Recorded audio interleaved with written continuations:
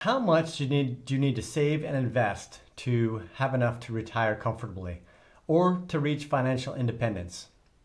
It's a question I got a lot when I was a financial planner. I'm currently a chief financial officer. I retired early when I started at 40 and retired at 48. So it's something that I've been through, and I'd like to talk about it with you because most people don't know how much they actually need, what the goal is, and then how to get there. Recently, I sat down with a friend of mine talking about retirement, and I asked him what his number was. And he said that he needed to save, or he was planning to save $20 million to retire. And I said, man, it's going to take you a long time. How did you reach that number? And he didn't have a good response. He said, basically, I just guessed. I have no idea. So once we broke down what he actually needed in retirement, the number was about 10% of that. He needed about $2,000. He was way off because he just guessed. And that's, I think, what most of us do when we're trying to figure out our retirement is we just guess, which could mean that we end up with not enough when we get older, or we end up saving too much and we spent all those years scrimping and saving and not really enjoying life. So it's a balancing act between saving just the right amount. So it's important to have a goal that's big enough that it's motivating, and a goal that you know exactly what you're shooting for, so you know what you need to do to get to that goal.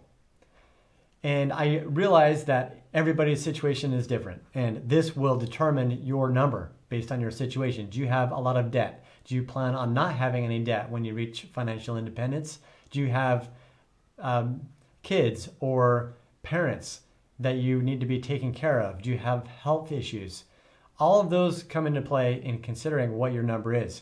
But the typical response, what is used commonly in the FIRE movement, which stands for retire early, or financial independence, retire early, is 25 times your annual expenses. Not your annual salary, but your annual expenses.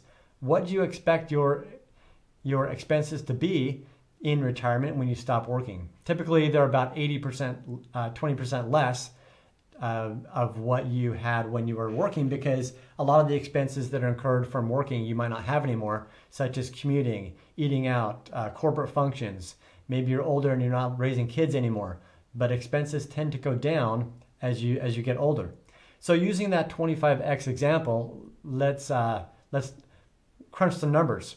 If your annual expenses are $100,000, using the 25x, that means you need to have a portfolio of $2.5 million so you can withdraw 4%, which is typically the safe withdrawal rate, which comes from something called the Trinity study that said that over a 30-year period, you can withdraw 4% every year, no matter if the market is up or down, and never run out of money during that 30-year period. So 25x comes from that study. So if you have $2.5 million saved, then you can withdraw $100,000 a year, the 4%, and safely have money in retirement. Now that might sound like a lot of money, and for most of us it is $2.5 million, but there are alternatives. Starting with number one, lowering your expenses. If you can live on $40,000, which is easier when you have your debts paid, maybe your house paid for even, you can live on $40,000 a year, and 40,000 times 25 is only $1 million. You only need to save $1 million.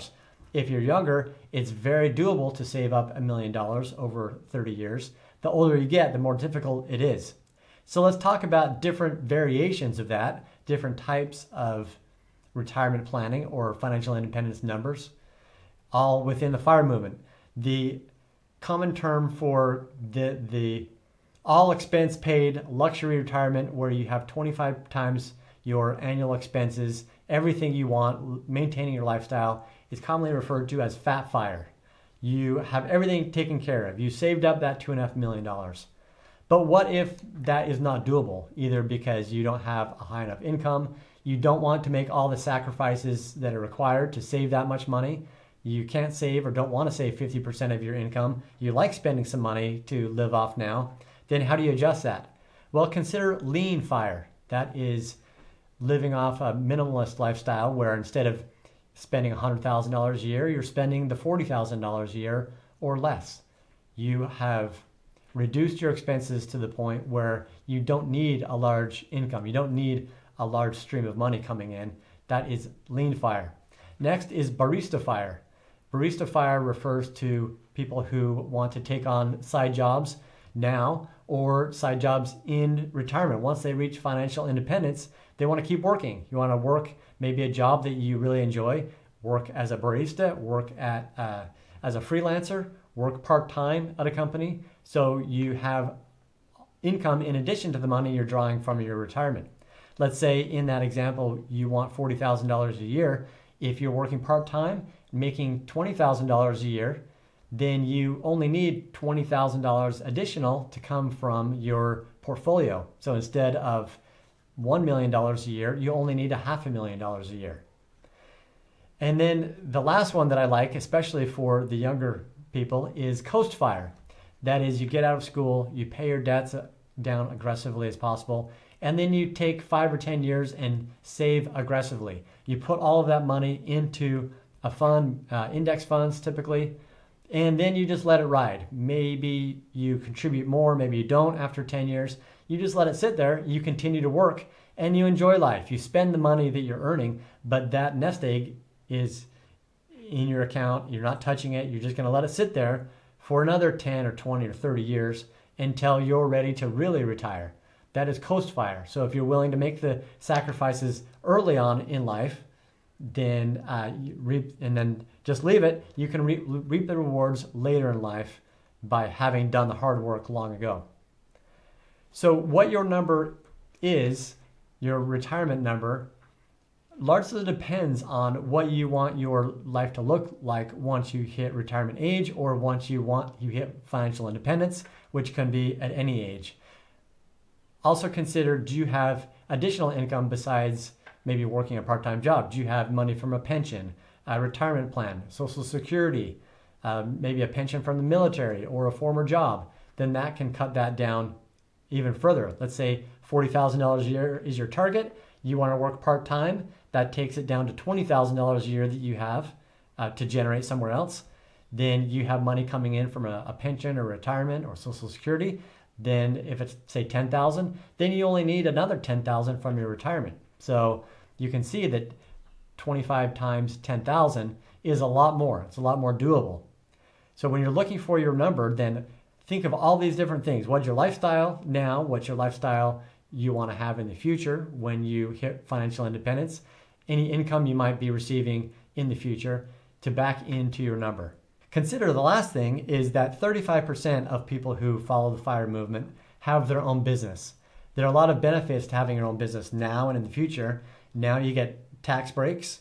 You can have a business on the side while you work in your current job, and then you grow that business. You don't have the stresses of making the bills if you have a full-time job. Yeah, it'll take a lot of time. You're going to have to work nights and weekends to grow that business, to build it up. But all of that money you're making, you can either plow back into the business to help it grow, or put it all into your savings and retirement to help you reach your FIRE number even faster. And then once you reach financial independence, then you can quit your job and work on something you hopefully still enjoy, which is your own business. You enjoy the business, you can still keep doing it and live off the income. And if you've got enough saved, then you won't have to live off of quite as much if you have your own business, while you're reaping all the tax benefits and other benefits that come along with the freedom of owning your own business. So those are some considerations for saving for your financial independence, that you can set a number, set a timeline, and then back in using a calculator, financial planning calculator that will let you know how much you need to save every single month to reach that number.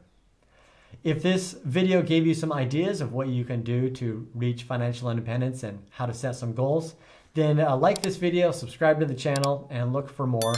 If you want to get more information and news about how you can reach financial independence sooner, then go to morningdownload.com and subscribe to the daily newsletter, where I break it down every single day, what's happening in the financial markets and how you can take advantage of it. See you next time.